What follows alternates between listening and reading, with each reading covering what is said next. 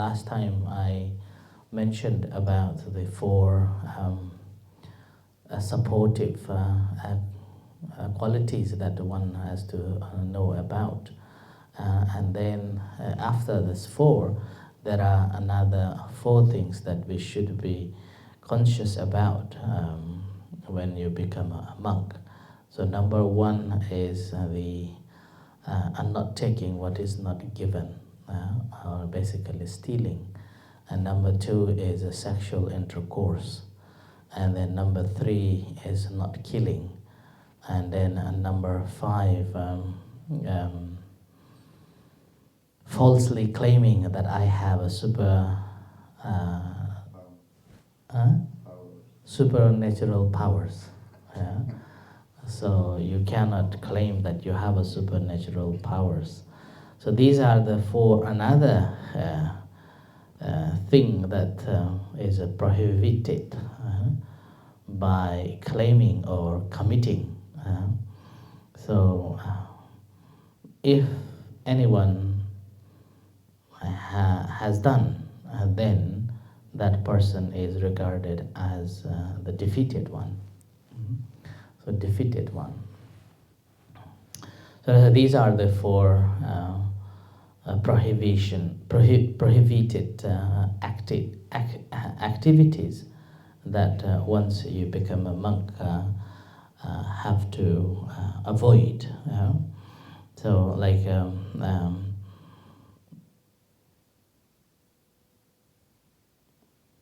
even like claiming after the meditation, meditation goes on to the silent meditation, and then suddenly got something inside, and then realize that, oh, I have a special power, and then you go walk around and posing yourself that I got this special power, and telling other monks or other people, simply hoping that you will get the fame, you will get the respect, you will get the people's support and expectation of a fame and a name, and you will be giving a Dhamma talk with the big ego that oh, I was meditating one day on the night of this and that, and I was silent meditating, and then suddenly this happened. And that's how I got these knowledge, so I possess these knowledge and I know this is. Then that is not allowed. Okay, that is not allowed.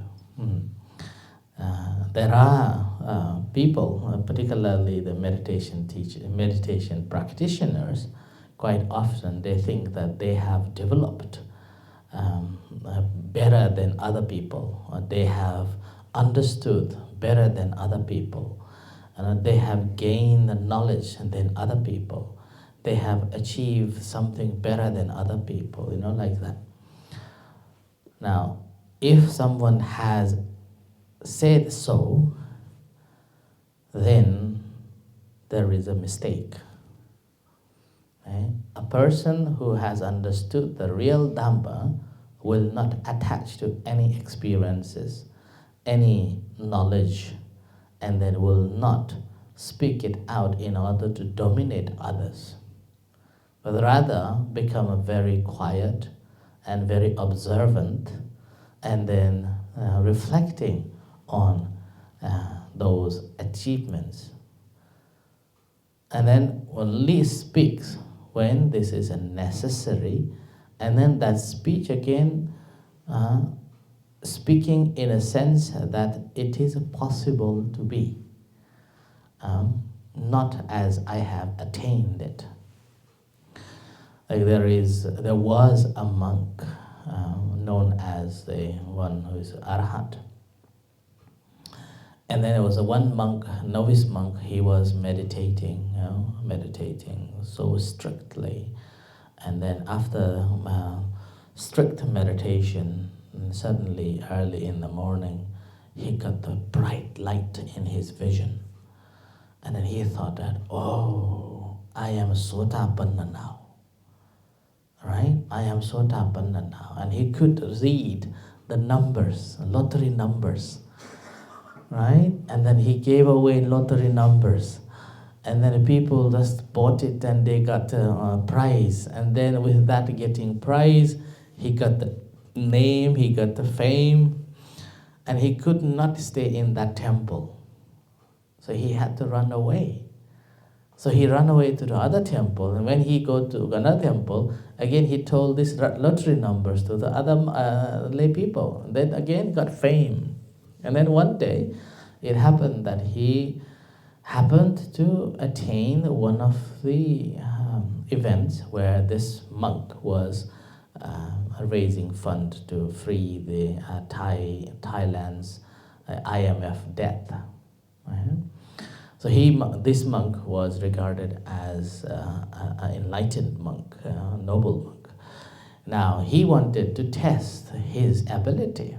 So then off he went to this ceremony, and he was as a novice sitting very back at the end of all the other monks. And then he just simply meditated, and then closed his eyes, and then went into the meditative state.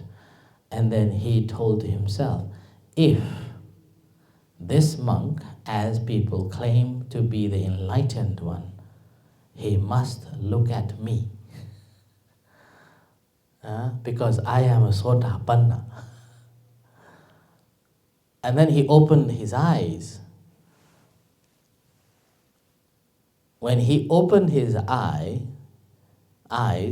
and then looked at this monk, somehow this monk looked at him.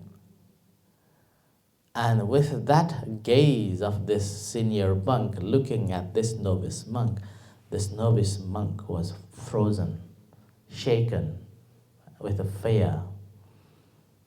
So the explanation this novice monk gave, now he's a monk, so he's still alive and he's still a monk. So this novice monk explained in a way that the gaze that this monk looked at him was like, you foolish, you are challenging me, kind of like that. And then with that guilt, after the ceremony, he went to see this monk, senior monk, who was living in a small kuti, hut. And the way he explained that as soon as the monk came down, this novice was frozen. He could not move and he could not say a word. And this monk told him, you foolish, you think that you are a Sotapanna. And he was just crying. And then after that, this monk told him to go back to the same place where he had this vision of this light and felt of a Sotapanna, and re-meditate again there. So he went back to the same temple, same location, and meditated again. And meditated again and again and again, and he realized that, he lost that. And then the way he said, the Sotapanna disappeared ever since from then. So this is a real story, this monk. Similarly, there are other stories as well, and there was one particular story, a nun, after receiving instructions of meditation, she went away and meditated, and then she realized that sudden enlightenment arose on her, and then she thought that, I am enlightened. Then she wanted to tell this good news to the teacher. So she left the kuti, the hut, and then went to see the senior monk. And she explained, how beautiful this is. I am enlightened, and so and so. And the senior monk, the meditation teacher, simply eating breakfast, mindfully eating breakfast, said nothing. Said nothing, and he was just eating, and then she was just saying and saying and saying. And then this monk told him, told her, um, I don't know in English what is it. In Thai it's called tole. It's like bullshit.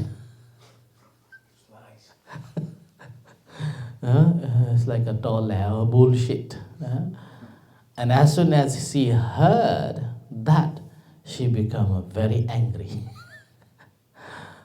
I came to inform you that I am enlightenment. Why you disagree and why you told me off? Oh, I thought you are enlightened. So enlightened one will not be angry. But you got angry. And then she become very pale. And then, okay, go back again to meditate. Like that. So this can happen. And it's very common among the meditation practitioners. So that's why it's very important to be mindful that what are we practicing? How are we practicing? And then how much we are attached to our progress.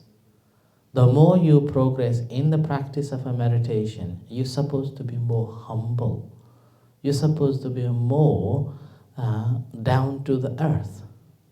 It's called a dhammata. It's a very simple language, and a very word, dhammata or dhammada in Thai called dhammada. In Pali it's called dhammata. It basically means a simple, ground to the earth, down to the earth. And with that down to the earth, again, a practitioner has developed such a calm mental state in every situation.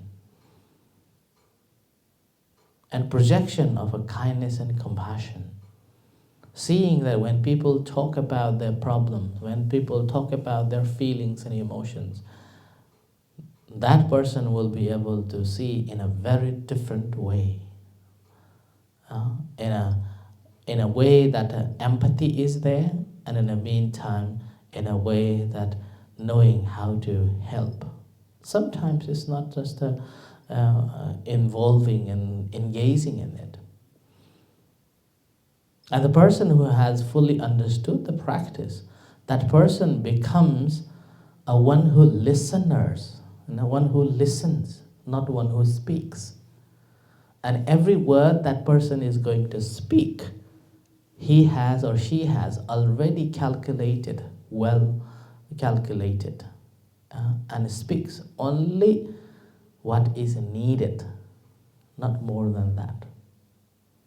So that is how we can test that a person who is practicing, doesn't matter how many years that person is practicing, we can see from that person's behavior, that person's speech, that person's action, that person's walk, talk, sit, like that. So that's what I call it. It's called a minor activities. So we able to detect how far that person has improved or developed in the practice of the Dhamma. But here again we're going off the topic.